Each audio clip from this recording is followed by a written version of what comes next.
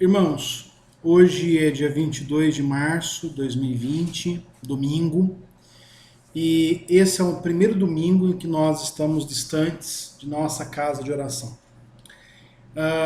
Talvez você, como eu, tenha hoje pela manhã se entristecido e sentido saudade da igreja, dos irmãos, das programações, mas nós devemos nos animar que esse será um momento breve.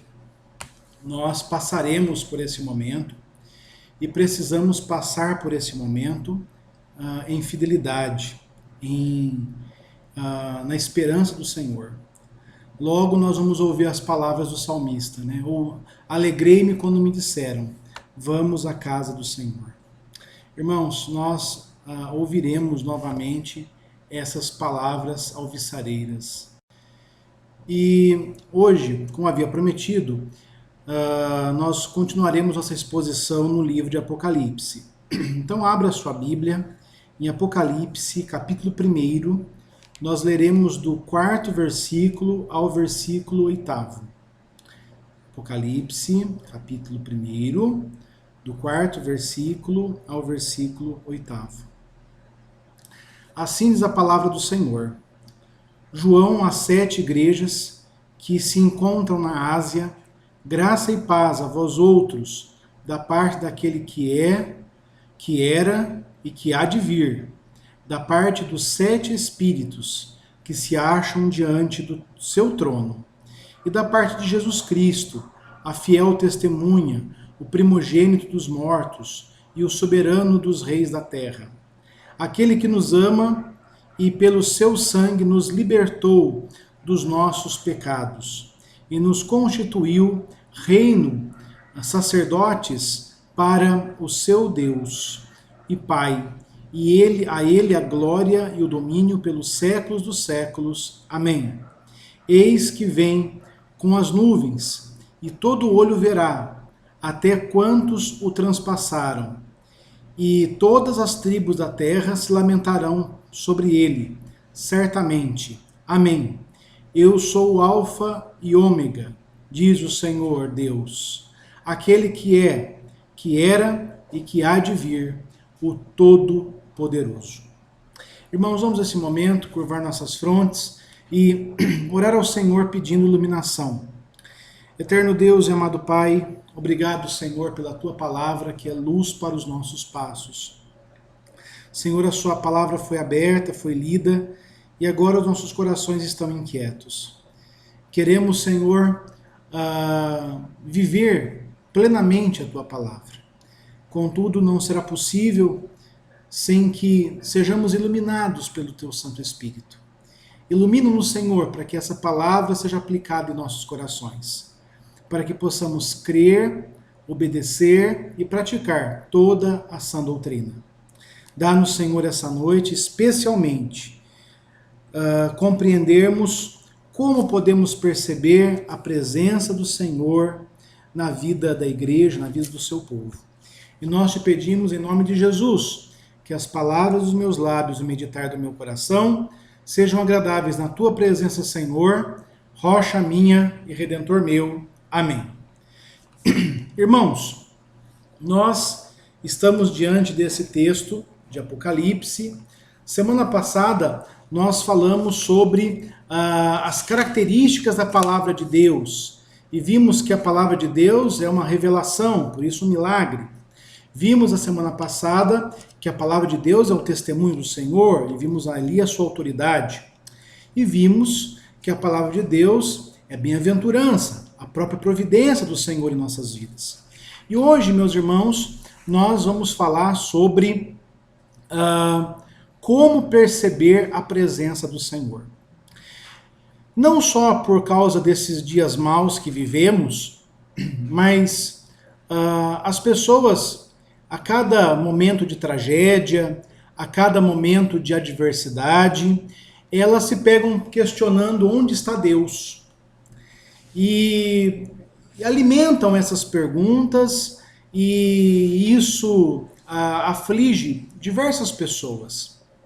Hoje, meus irmãos, por meio desse texto, eu gostaria de mostrar aos irmãos como perceberemos a presença de Deus? Aqui o Senhor, por duas vezes, se mostra como aquele que é, que era e que há de vir. E nós veremos que Deus, ele pode ser percebido de três maneiras na vida da igreja. Primeiro, na palavra pregada. O Senhor se preocupa com a igreja hoje e permite que a palavra seja pregada, que o Espírito Santo, iluminando os corações dos crentes, eles possam cumprir e praticar a palavra dele. Nós também percebemos o Senhor na vida da igreja, especialmente na história da salvação. A igreja, ela possui uma história. Nós somos frutos de uma história longa, que tem como seu ápice a vinda do próprio Senhor Jesus Cristo. Nós somos lavados pelo sangue do Senhor. E é por isso que nós, apesar das circunstâncias, apesar dos tempos adversos, nós nos manteremos fiéis, porque a nossa fidelidade se dá pela graça de Deus. E o terceiro aspecto, o terceiro ponto que nós abordaremos, é que nós sentimos a presença do Senhor na própria esperança da volta dele. Então nós vemos o Senhor presente na vida da igreja, por meio da palavra. Nós vemos o Senhor presente na história da igreja, esse Senhor que nos justificou e tem nos santificado, e nós vemos o Senhor presente na vida da igreja no futuro, na esperança da vinda de nosso Senhor Jesus Cristo. E o propósito dessa mensagem, irmãos, é trazer consolo às nossas vidas. Trazer consolo ao sabermos que o Senhor tem cuidado de nós, que o Senhor está presente em nossas vidas, que nós não estamos sujeitos ao sabor das circunstâncias, nós não estamos sujeitos aos eventos dos homens, nem à capacidade humana. Nossa vida é governada por aquele que criou todas as coisas, certo? Então, irmãos, com a sua Bíblia aberta, vamos lá para o versículo 4, onde nós temos aqui, não é, uma estrutura de uma carta. Nós temos aqui aquele que endereça, aquele que é o autor da carta, no caso João, o remetente. Nós temos aqui o destinatário, os destinatários são as igrejas da Ásia. E nós temos aqui a saudação, graça e paz. E nós temos uma longa introdução profética, né, irmãos? Então nós temos uma estrutura de uma carta, assim como as demais cartas do Novo Testamento. Contudo, o livro de Apocalipse é uma leitura apocalíptica, né? Eu falei isso no sermão passado, né? A palavra apocalipse significa revelação, certo? Há muitas literaturas apocalípticas na cultura judaica. Contudo, George Lade nos lembra que Apocalipse se diferencia de todas as demais literaturas apocalípticas. Por quê? Porque ele está alicerçado na história. Ele está alicerçado na certeza de que o Senhor age na história do seu povo, certo? Então nós não podemos perder isso de vista. Então, nós vamos aqui começar versículo 4 e a primeira parte do versículo 5, e nós vamos ver agora que o Senhor está presente na vida da igreja por meio da sua palavra, certo? Então aqui nós temos João, né? João é o discípulo amado, João é o evangelista, João é um dos apóstolos de Jesus, certo? É aquele que escreveu o evangelho, é aquele que escreveu as outras 3 cartas. Há também igrejas da Ásia, né? João, ele está endereçando essa carta a igrejas que ele conhece muito bem, certo? A igrejas da Ásia.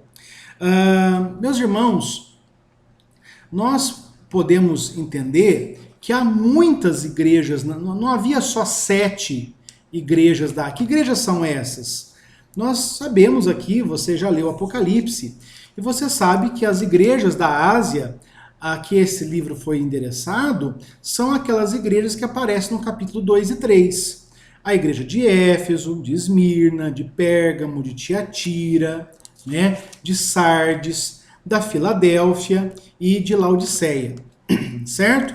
Então essas são as igrejas endereçadas. Contudo, irmãos, nós sabemos que existiam outras igrejas na Ásia Menor, pelo menos 10 igrejas na Ásia Menor. E como nós sabemos disso? Quando nós pegamos, por exemplo, a carta de Pedro. Pedro também endereça uma carta às igrejas da Ásia. E ali nós vemos Pedro, não é, na sua saudação, dizendo o seguinte, não é? Falando ali, Pedro, apóstolo de Jesus Cristo, aos eleitos que são forasteiros da dispersão. Lembra que Pedro, ele estava ao encargo dos judeus, não é? Pedro, depois de Atos 10, não é? Paulo vai ficar com os gentios, com os incircuncisos, e Pedro vai tomar a evangelização dos judeus, né? Então ele está falando justamente para os judeus da dispersão, aqueles que são fora de Jerusalém, e são forasteiros no Ponto, na Galácia, na Capadócia, na Ásia, na Bitínia, não é? Se nós pegarmos as cartas de Paulo, nós vamos ver a igreja de Colossos, que ficava muito próxima à igreja de Laodiceia. Nós vamos ver a igreja de Troade. Onde estão essas igrejas em Apocalipse? Não é? Onde estão elas? Onde está a carta da igreja da Bitínia? Onde está a carta da igreja da Galácia, que também era uma igreja da Ásia Menor? Meus irmãos, o livro de Apocalipse, ele se dirige a 7 igrejas. Essas 7 igrejas não são períodos da história, como algumas pessoas pregam. Essas 7 igrejas, elas são igrejas reais, que existiam, né? Mas que estão aqui como uma amostragem, certo? Então, João pega 7 igrejas que ele conhecia como uma espécie de amostra de todas as igrejas, inclusive das igrejas de hoje. Porque quando nós começarmos a refletir as igrejas da Ásia Menor, nós perceberemos que os problemas que elas enfrentavam são problemas que as nossas igrejas enfrentam até hoje. Problema no quesito arrependimento, na fidelidade, no zelo, não é? São esses os problemas que as igrejas enfrentam, inclusive hoje. Igrejas que não têm zelo com a obra do Senhor, igrejas que não são fiéis à palavra do Senhor, igrejas que deixaram de pregar sobre o arrependimento, sobre a santidade, igrejas que viabilizam o pecado, não é? Então, meus irmãos, as 7 igrejas da Ásia Menor, elas são amostras das igrejas de todos os tempos, certo? E quando nós pegamos essa amostragem, nós temos uma surpresa, não é? Uma surpresa. Das 7 igrejas, apenas 2 o Senhor não faz crítica alguma. E quais são essas igrejas? A igreja de Esmirna e a igreja da Filadélfia. São as 2 únicas igrejas que o Senhor não faz nenhuma crítica. E são igrejas pobres, pequenas, perseguidas, não é? Então, se nós fizéssemos uma porcentagem, nós veríamos aqui que apenas 28% das igrejas pesquisadas apresentaram um perfil satisfatório. Todas as demais igrejas, os 72% das igrejas, precisam adotar uma agenda de mudanças radicais. Então, a igreja de Éfeso precisa voltar às obras do início. A igreja de Esmirna precisa ser fiel até a morte. A igreja de Pérgamo precisa se arrepender. A igreja de Tiatira precisa de fidelidade. A igreja de Sardes precisa de arrependimento e fortalecer os irmãos. A igreja da Filadélfia precisa continuar em fidelidade. A igreja de Laodiceia precisa de maior zelo e arrependimento. Você pode perguntar assim, puxa pastor, mas o senhor não disse que 2 igrejas elas não tiveram críticas? E o senhor não falou que foi a igreja de Esmirna e a igreja de Filadélfia? São essas igrejas? Sim, são essas igrejas, elas não apresentaram críticas. Aí você pode perguntar, mas por que o Senhor apresenta uma agenda para essas igrejas? Irmãos, nós temos duas perspectivas na santidade. Nós vivemos a santidade consumada, ou seja, nós em Cristo já somos santos, ou seja, somos separados do mundo, somos separados para vivermos no Senhor, mas nós temos uma santidade progressiva, que é o Espírito Santo, todos os dias, aplicando à nossa vida a palavra do Senhor. Todos os dias o Espírito Santo ele convencerá dos seus pecados, do juízo e da justiça de Deus. Então nós não podemos descansar. A igreja de Esmirna e a igreja de Filadélfia, elas não tiveram críticas, mas elas não podem descansar nesse elogio. Elas precisam adotar também medidas, uma agenda de fidelidade com a palavra, certo? O crente, o cristão, ele deverá ser fiel até o final. Nós não podemos baixar nossa guarda e acharmos que já atingimos um grau tal de fidelidade que nos isenta de vivermos o evangelho. Meus irmãos, muito pelo contrário, nós não podemos pensar assim, certo? Então, o que nós vemos aqui? João se dirigindo a essas igrejas, e as igrejas de todas as épocas, inclusive a nossa igreja, a nós como cristãos, e oferecendo, por meio da palavra de Deus, algo que todos nós precisamos: graça e paz. Veja só, João, as 7 igrejas que se encontram na Ásia, graça e paz.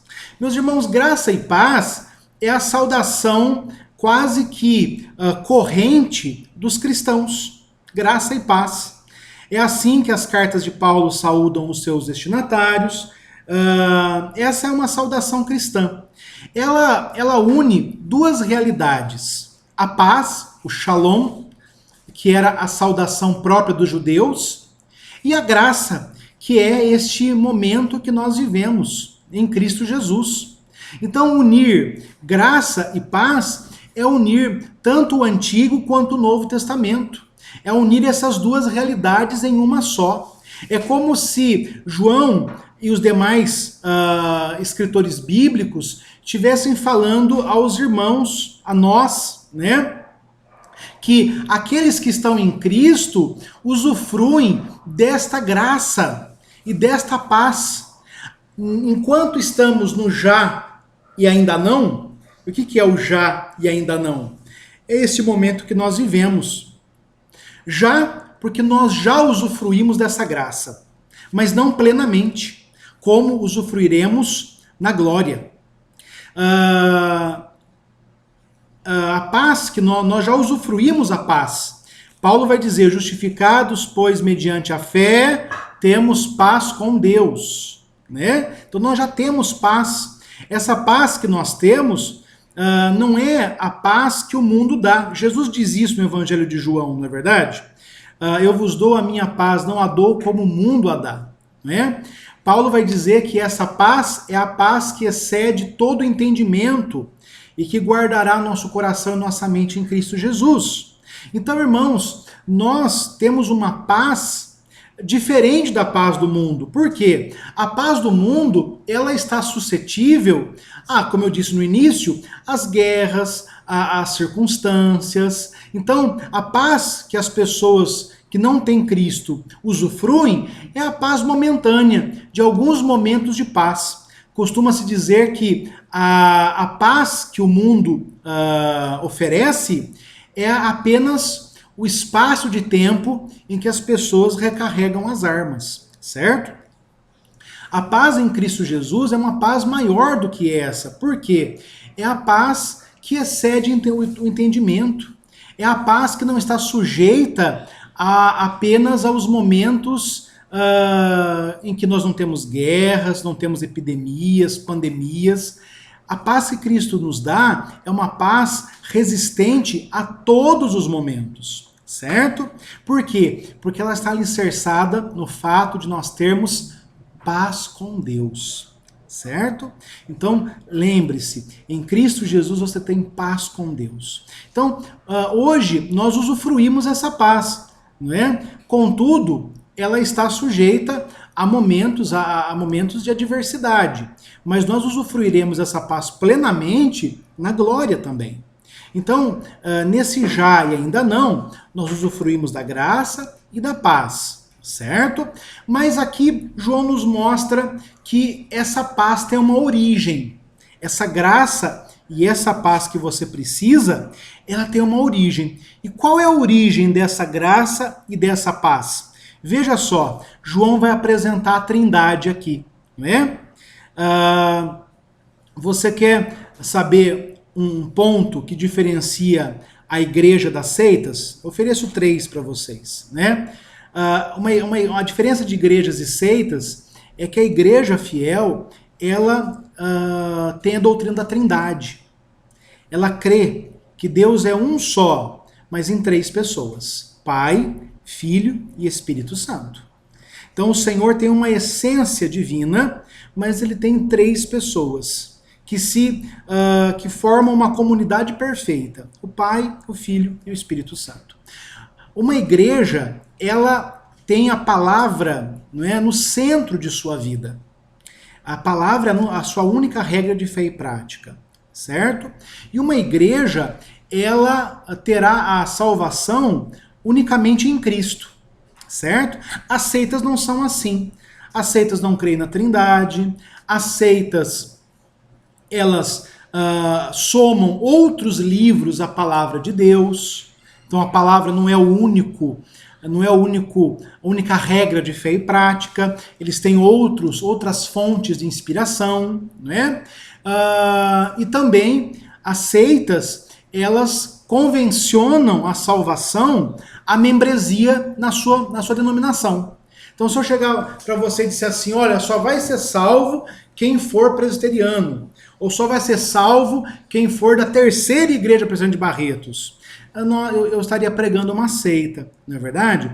E nós, como presbiterianos, sabemos muito bem que há batistas, metodistas, anglicanos, luteranos, assembleianos, eleitos e que têm uma vida piedosa, certo?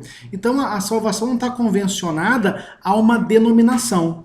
A salvação está convencionada a Cristo. É o Senhor Jesus que nos salva, certo?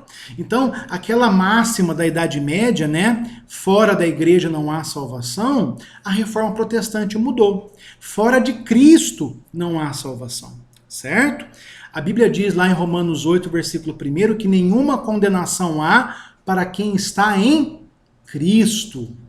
João 3,16 diz: Deus amou o mundo de tal maneira que deu o seu Filho unigênito, para que todo aquele que nele crê, nele quem? No Filho unigênito de Deus, em Jesus Cristo, não pereça, mas tenha vida eterna, certo? Então, precisamos estar em Cristo, ok? E só podemos estar em Cristo se o Espírito Santo abrir os nossos corações, certo? Então, estar em Cristo é fruto dessa graça. Então, aqui João apresenta como origem dessa graça e dessa paz que alimenta a igreja, a própria Trindade. A própria Trindade. E aqui ele começa dizendo o seguinte, veja que coisa linda, né? Aí no versículo 4, a graça e a paz a vós outros, da parte, ou seja, que tem origem, né? Daquele que é, que era e que há de vir, certo?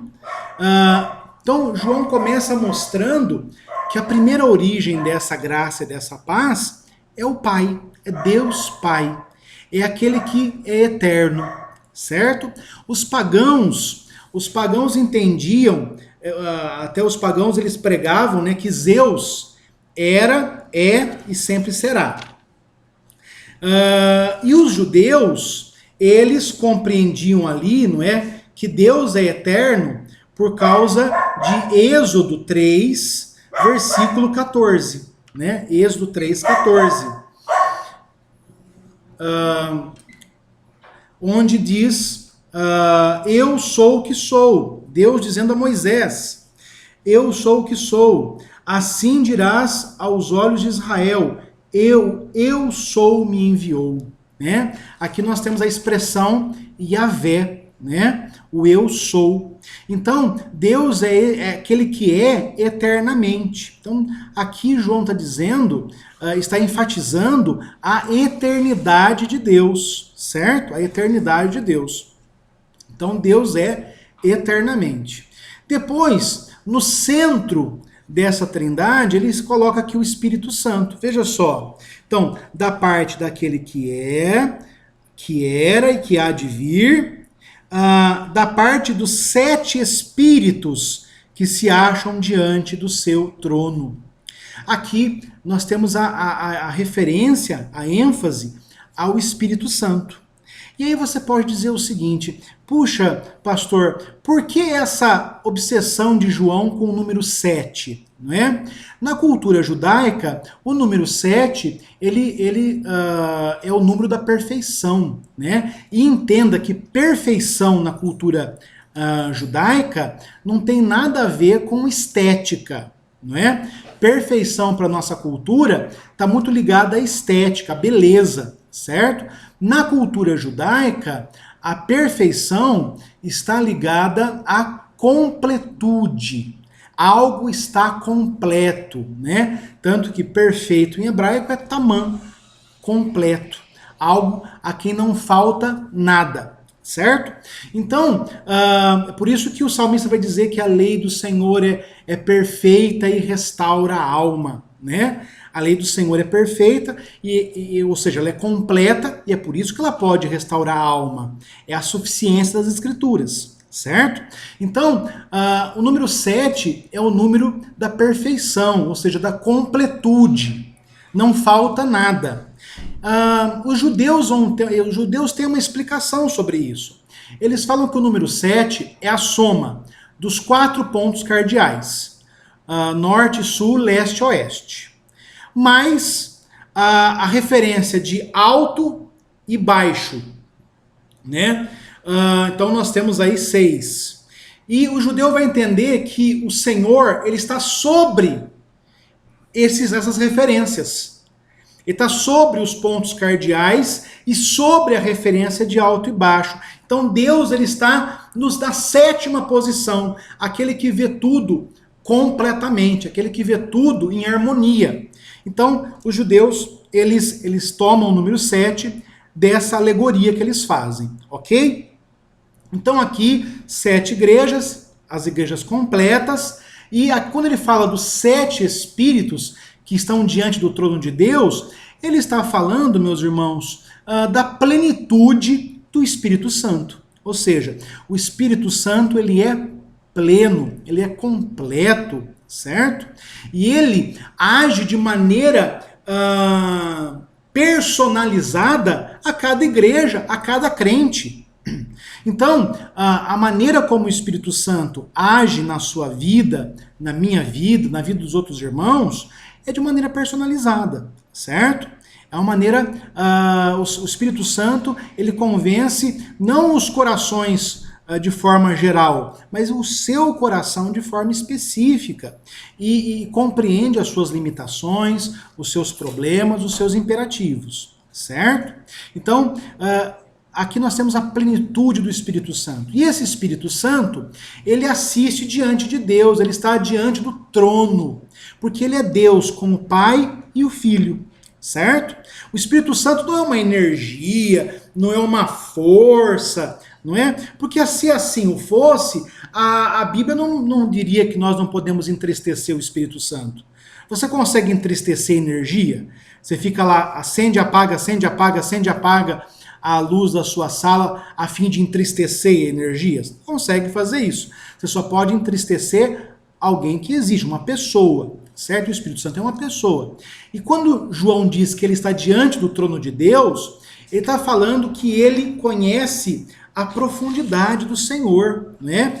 É exatamente aquilo que Paulo diz lá em 1 Coríntios 2, versículo 10, certo? 1 Coríntios 2, versículo 10, Paulo diz, porque Deus nos revelou pelo seu Espírito, pois o Espírito esquadrinha todas as coisas, mesmo as profundezas de Deus. certo? Então, veja, irmãos, o Espírito Santo conhece as profundezas de Deus. Então, aqueles que o Espírito Santo ilumina, são esses que vão compreender a palavra nas suas minúcias. Deixa eu explicar isso para os irmãos. Meus irmãos, é óbvio que a Bíblia, assim como qualquer outro material escrito, ela deve ser lida a partir da sua gramática, a partir da sua história, a partir do seu contexto, do seu gênero literário. Óbvio. Só que humanamente nós teremos um limite na compreensão da palavra. Nós poderemos compreender humanamente a palavra de forma completa. Contudo, nós compreenderemos teoricamente para a vida dos outros. Quem é capaz de aplicar essa palavra à minha vida? E mostrar como essa palavra muda a minha vida? Quem faz isso é o Espírito Santo. Né? Então, a partir da ação do Espírito Santo, eu creio para a salvação. Né? Eu compreendo a Bíblia para a salvação. A partir da ação do Espírito Santo, da ação iluminadora do Espírito Santo, eu posso obedecer às Escrituras. Porque pegue uma pessoa ímpia, ela pode ler de Gênesis a Apocalipse, ela vai compreender a Bíblia, mas humanamente, não para a sua salvação. Ela vai compreender a Bíblia, mas ela não vai obedecer às Escrituras. E ela também não poderá praticar, porque é o Espírito Santo que nos ilumina e nos permite que nós pratiquemos as Escrituras. Certo? Então, essa é a ação do Espírito Santo, aplicando a palavra de Deus em nós, é que nos oferece a origem dessa graça e dessa paz. E por último, ele mostra que essa graça e essa paz, elas também têm a sua origem em Jesus Cristo, certo? E ele vai dizer aqui, ele continua dizendo, e da parte de Jesus Cristo, né? Então, veja aqui a Trindade, né? O Pai, aquele que é eterno, o que que era e há de vir, o Espírito Santo, os 7 Espíritos que estão diante do trono de Deus e de Jesus Cristo. E agora João faz uma análise detalhada da pessoa de Jesus Cristo. Por quê? Nós já refletimos as outras 3 cartas de João. E você percebeu que João tem um objetivo. Ele está dialogando com aqueles que acreditam que Jesus Cristo não é o Messias, ou que Jesus Cristo ele não é Deus, certo? Há muitas pessoas, na época de João, havia uma heresia que estava começando, e ela ia tomar corpo ali no primeiro, segundo século, que era o gnosticismo.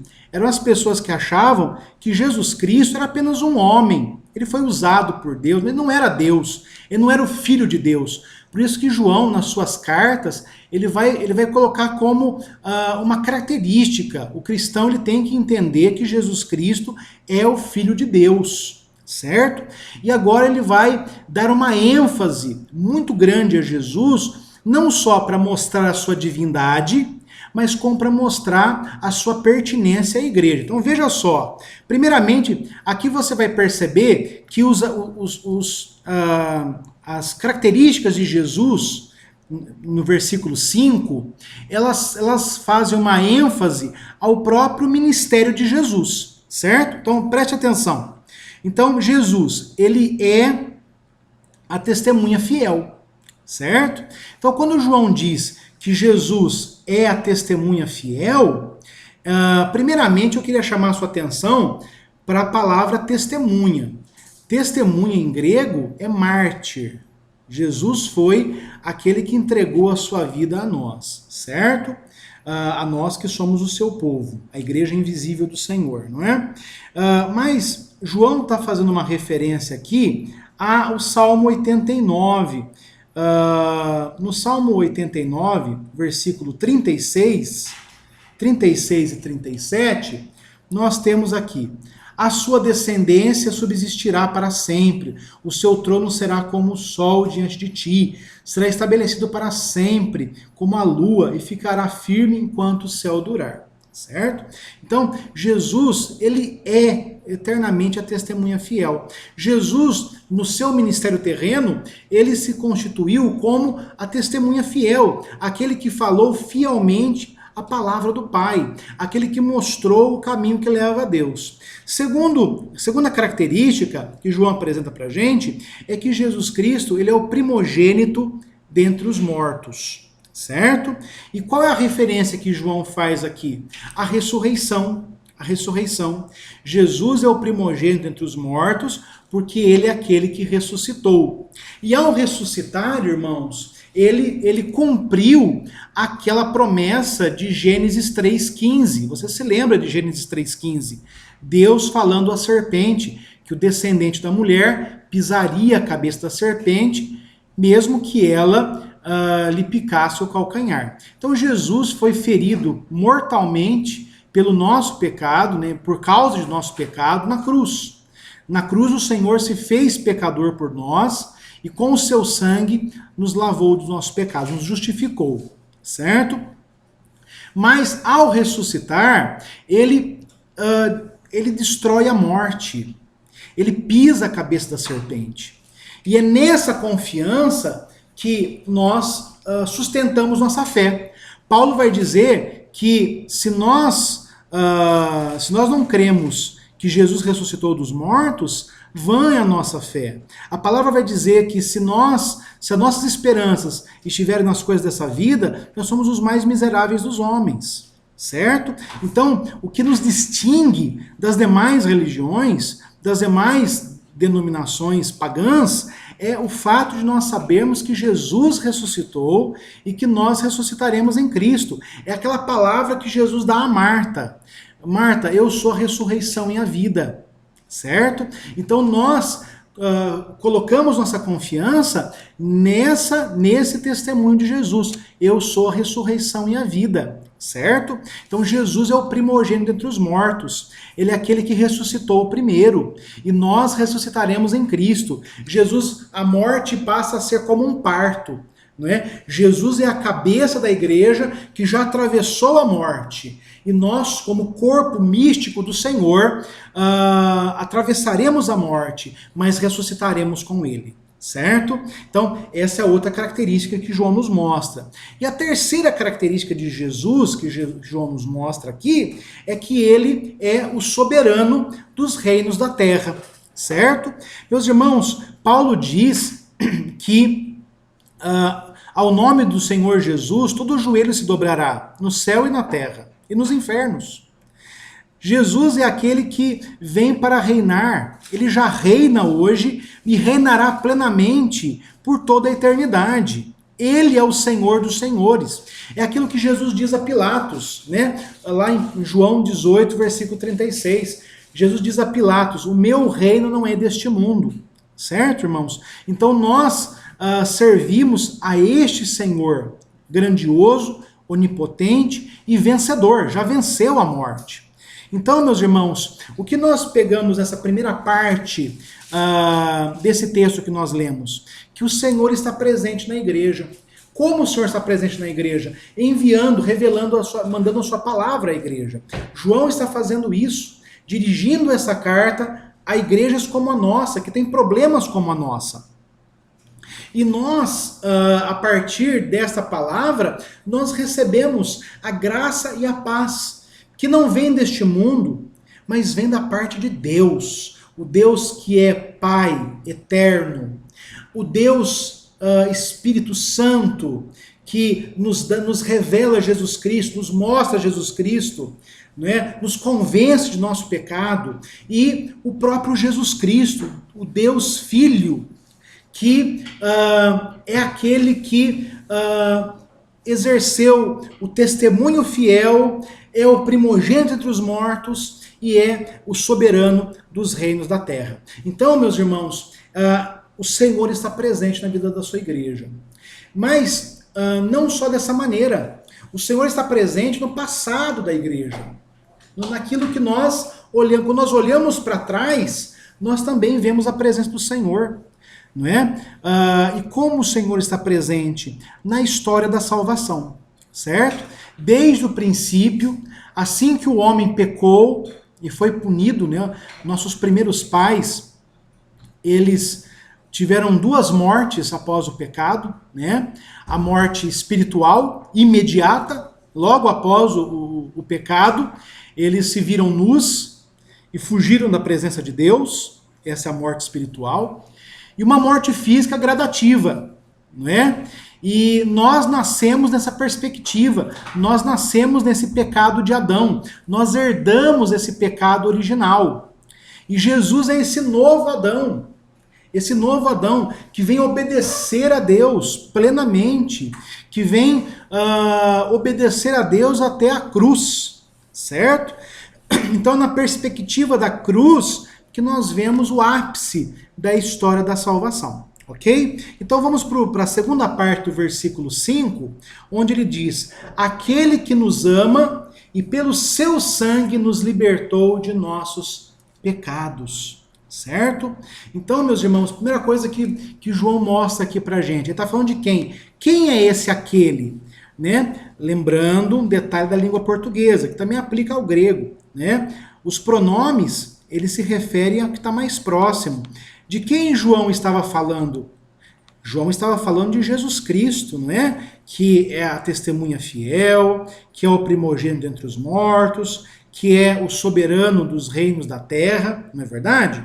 Então, agora está dizendo que esse Jesus Cristo, ele nos ama. E olha que coisa maravilhosa, né? Você está lendo a Bíblia agora e você está vendo que Deus lhe ama, que Deus tem cuidado da sua vida, certo? Agora, esse amor de Jesus Cristo, aqui nesse texto, ele é uma realidade. Ele não é algo futuro. Deus não vai lhe amar. Ou ele não amou e agora deixou você entregue aos sabores da vida. Deus lhe ama. Essa é uma realidade que se perpetua diariamente, não é? O Senhor renova o seu amor diariamente conosco, né? Contudo, irmãos, esse amor, ele é uma realidade e é uma realidade ativa. Esse amor, ele vem de Deus. Nós somos passivos a este amor. Nós recebemos este amor de Deus, ok? Agora, nós temos que entender o que é este amor de Deus, certo? Porque, como diz lá Donald Carson, né, naquele livro A Difícil Doutrina do Amor, as pessoas podem confundir o amor de Deus, não é? Então as pessoas podem achar que Deus nos ama como elas amam. E as pessoas geralmente elas mostram o amor da maneira errada. Elas fazem vista grossa aos pecados, elas fazem concessões, elas se entregam aos prazeres deste mundo. Meus irmãos, o amor de Deus é nada disso.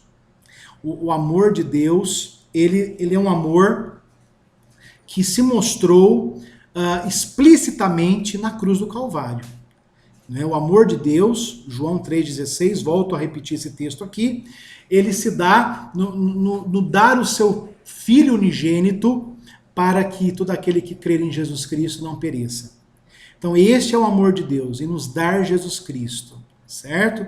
Essa é a essência do amor de Deus, é nos dar Jesus Cristo, certo? Agora, este amor, ele não é um amor universal, dado de forma abaciada, né? Este é um amor dado a nós. Veja só, aquele que nos ama. Quem são esse nós aqui? Os mesmos que foram libertados, foram lavados pelo sangue de Jesus Cristo, certo? Então, quem são esse nós aqui?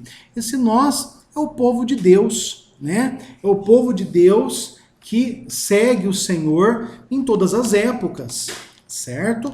Então, eu gosto muito de uma palavra de um teólogo alemão chamado Dietrich Bonhoeffer, e ele cunhou a terminologia graça barata, certo? No livro Discipulado. E lá ele diz o seguinte: a graça barata é graça como resto de estoque. Perdão barateado, consolo barateado, sacramento barateado. é graça como riqueza inesgotável, é graça da igreja, graça que mãos levianas gastam sem vacilo nem limite, é graça sem preço e nem custo. E ele vai dizer, a graça barata, em vez de justificar o pecador, justifica o pecado. Certo? Muitas pessoas acreditam no amor barato, não é? Um amor de Deus barato, que não exige nada, que é dado de forma displicente, que é dado sem nenhuma condição, certo? Nós temos que ter cuidado com isso. Nós somos eleitos incondicionalmente, mas a vida cristã, ela possui uma diretriz. Nós não podemos ser cristãos de qualquer maneira. Nós devemos ser cristãos buscando viver em santidade. E você tem que ter noção disso, certo? Então esse amor de Deus, ele foi dado àqueles que ele escolheu antes da fundação do mundo, né?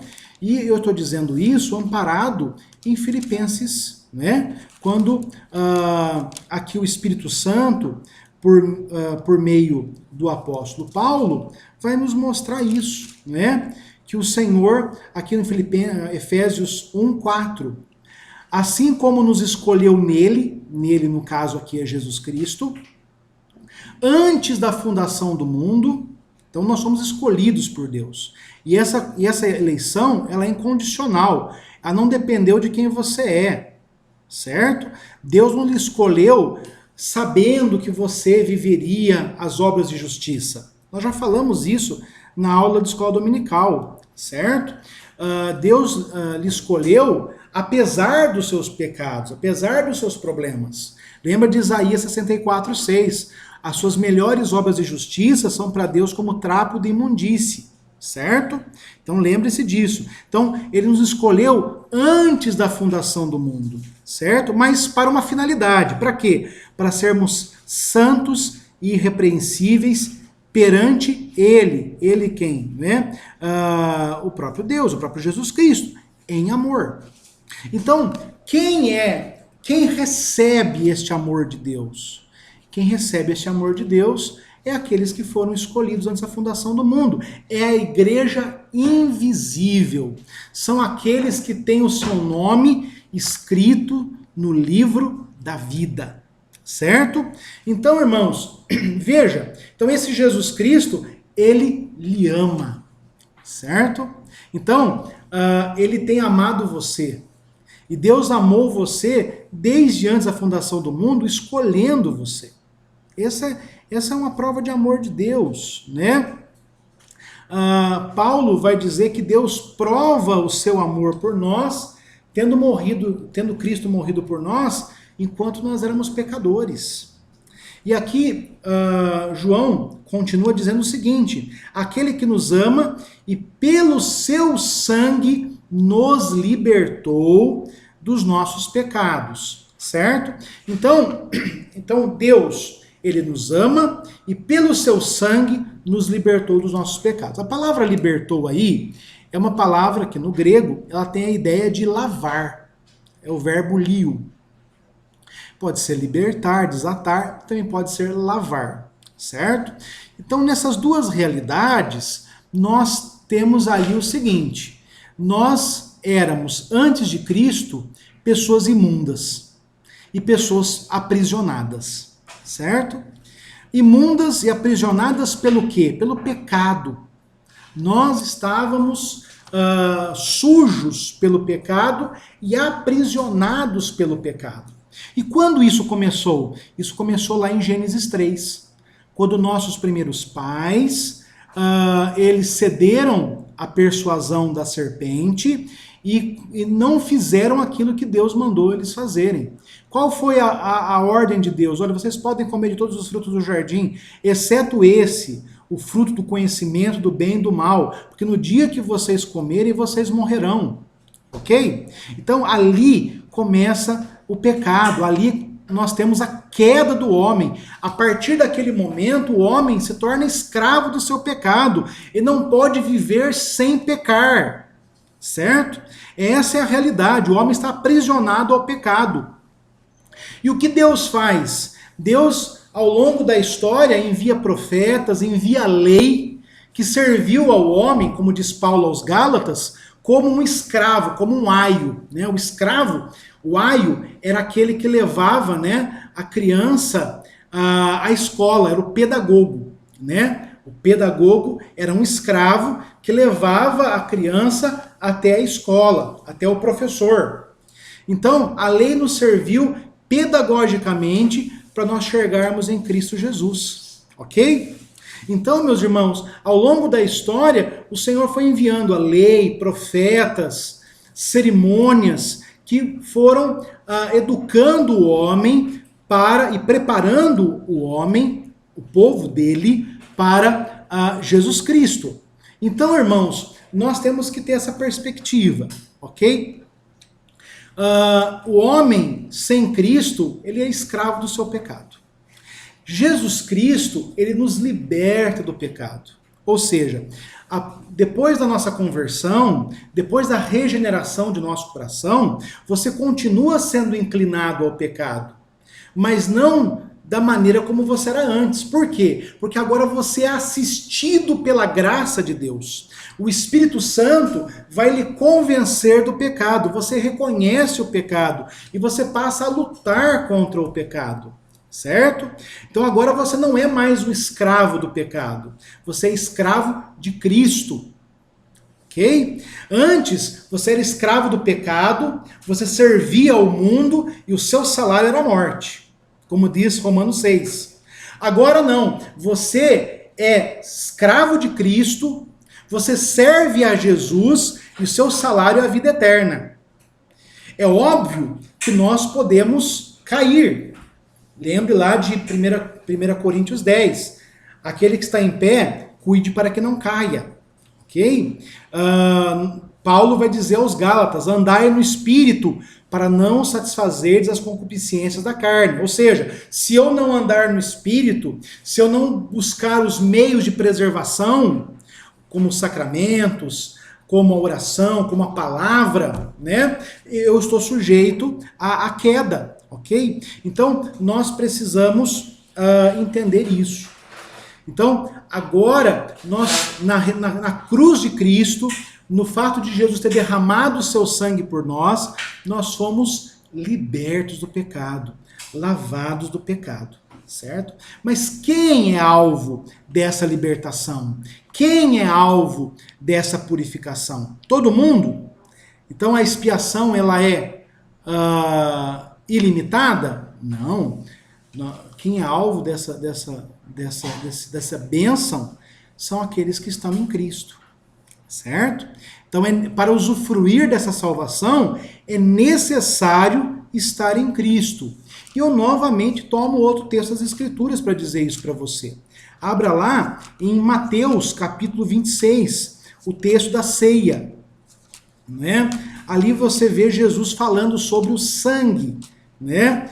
O sangue que está ali em um símbolo que é o vinho, né? Então ele vai dizer ali, né, que aquele cálice, ele é o sangue dele, representa ali, não é? Simboliza o sangue dele. E aí veja o que ele vai falar sobre isso, né? Porque isso nos dá margem para pensar dessa maneira. Veja só.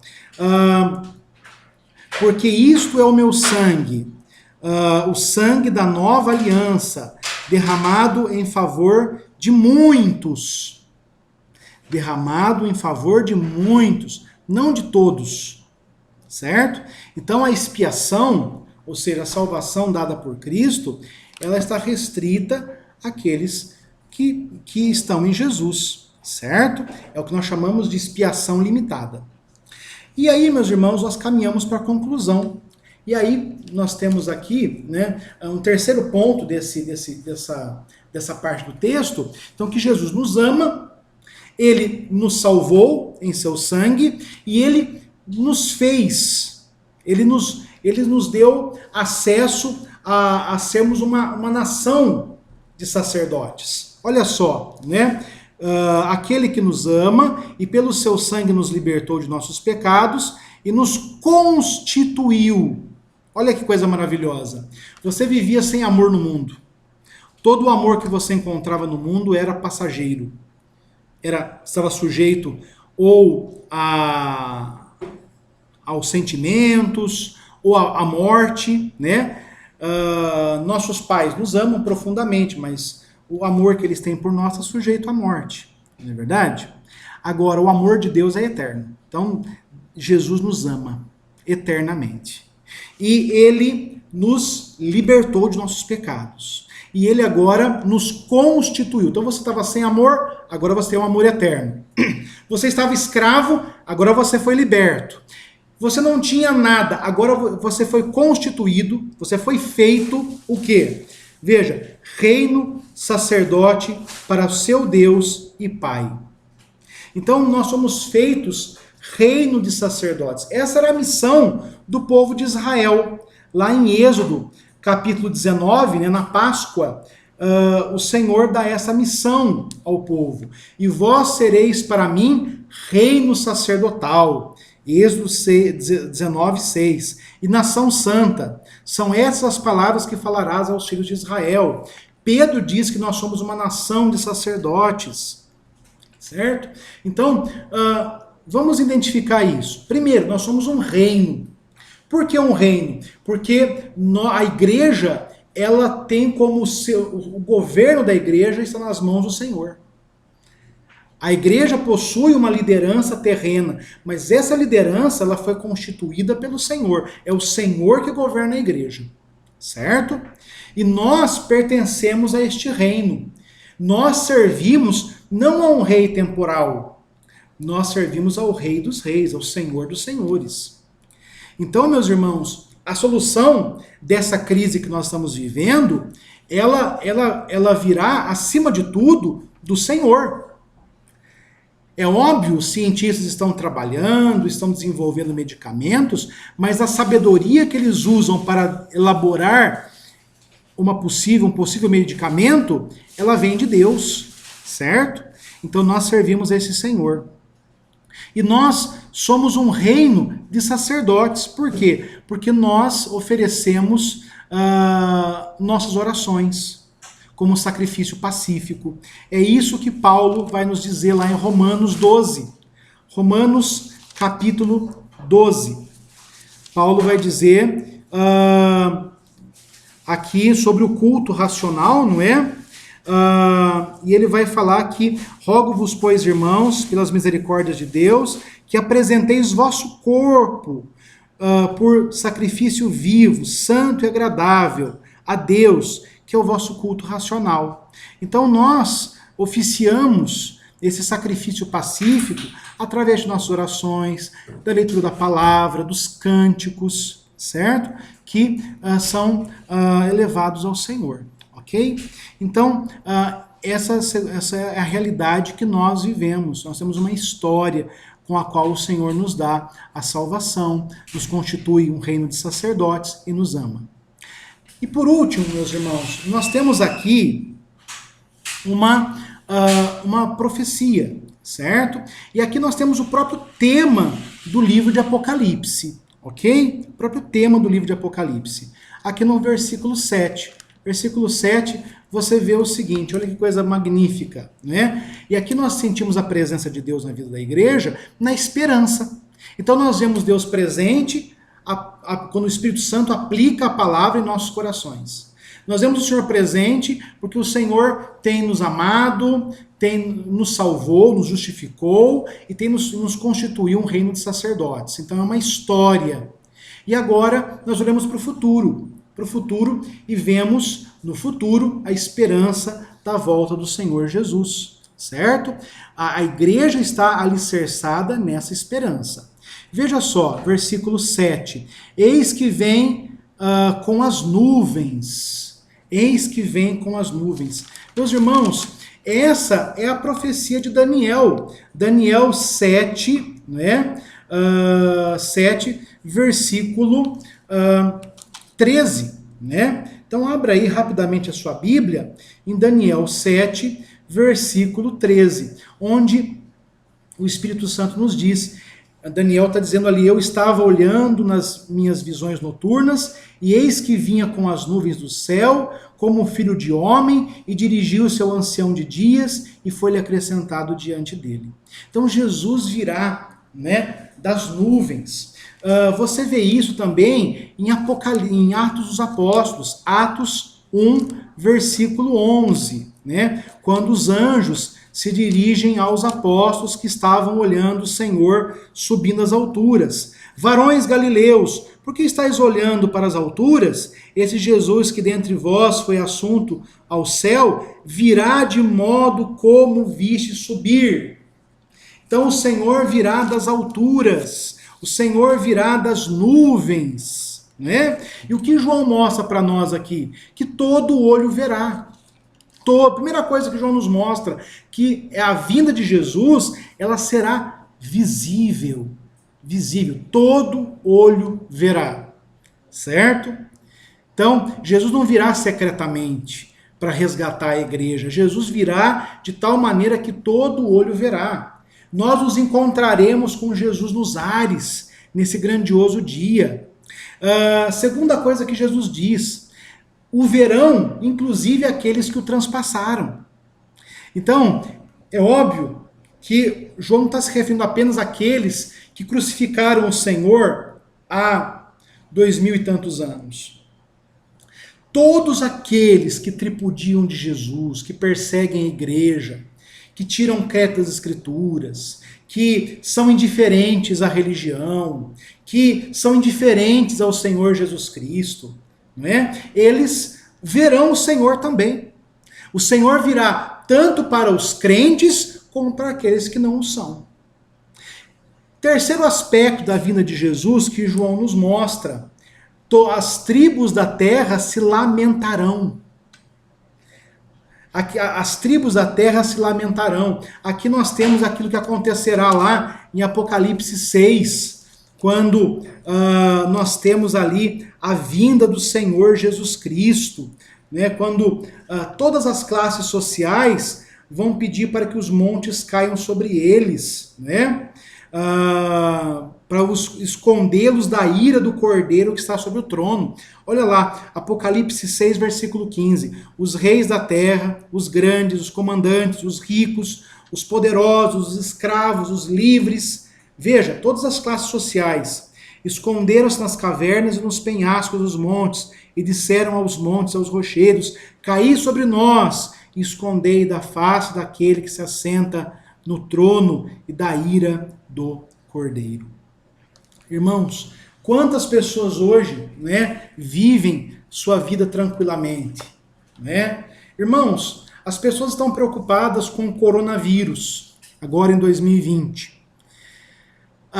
Outrora, começo do século XX, a preocupação era a gripe espanhola. Nós tivemos epidemias, né, durante o século passado, febre amarela, que dizimou a cidade de Campinas. Nós tivemos a gripe suína, o H1N1, lá em 2009. Nós temos diversos momentos de instabilidade neste mundo. E as pessoas ficam preocupadas com tragédias, com doenças, com cataclismas, mas cada um desses momentos, ele reflete o juízo de Deus, que agora está em conta-gotas, que está misturado à sua misericórdia. Mas saiba que o juízo do Senhor virá de tal maneira que tomará a todos os que não estão em Cristo. Então, nós não precisamos ficar incomodados, não, com as pragas, nós temos que estar incomodados com o Senhor, que domina todas as coisas. Você está preocupado com um vírus que sequer tem um núcleo celular. Você está preocupado com um vírus que você não pode enxergar.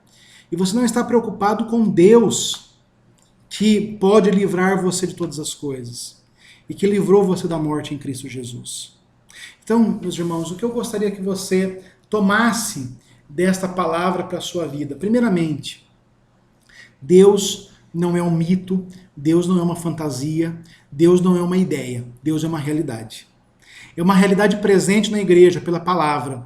Assim como João estava levando a palavra de Deus àquelas igrejas da Ásia Menor, nós estamos usufruindo da palavra de Deus. E nessa palavra nós conhecemos a Deus e recebemos dele a graça e a paz. A graça e a paz que são tão necessárias para nós. Então você precisa crer nisso. Você vive neste mundo sem ser amado, sem ter nada aqui e preso aos seus pecados. E esse texto diz para você que se você olhar a história deste Deus conosco, ele nos livrou dos nossos pecados na cruz do Calvário.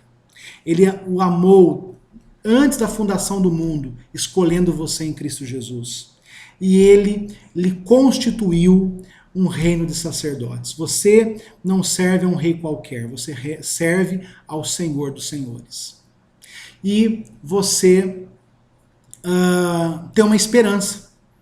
Hoje o que as pessoas mais carecem nesse momento é esperança. As pessoas estão ali à mercê da sua sorte, né? Sem Cristo, as pessoas estão à mercê de sua sorte. A esperança delas está restrita às coisas deste mundo. Eu digo para você, há uma esperança. E essa esperança é Jesus Cristo. Ele voltará. O dia do Senhor será um dia glorioso, mas glorioso para aqueles que servem o Senhor Jesus Cristo. Glorioso para aqueles que estão em Jesus Cristo. Terrível para aqueles que estão longe do Senhor. Então eu gostaria de terminar esse sermão com aquela palavra de Isaías. Buscai o Senhor enquanto se pode achar. Procurai-o enquanto está perto. Gostaria de orar pela sua vida. Eterno Deus e amado Pai, vivemos dias maus. Vivemos momentos difíceis e terríveis. Momentos em que nossa saúde é fragilizada por perigos que nós não podemos sequer ver. Perigos que não têm um remédio. E o remédio que nós temos é sempre a nossa confiança no Senhor. Então nos ajuda, Senhor. Ampara nossas vidas, ampara nossa alma. Dá-nos, Senhor, essa graça e essa paz que nós precisamos, para que a partir dela possamos ver o Senhor agindo em nossas vidas. Permita que sintamos o seu amor por nós. Permita, Senhor, que usufruamos deste amor que se manifestou na cruz do Calvário, que nos lavou de todo o pecado. Dá-nos, Senhor, a esperança inabalável da volta de Cristo.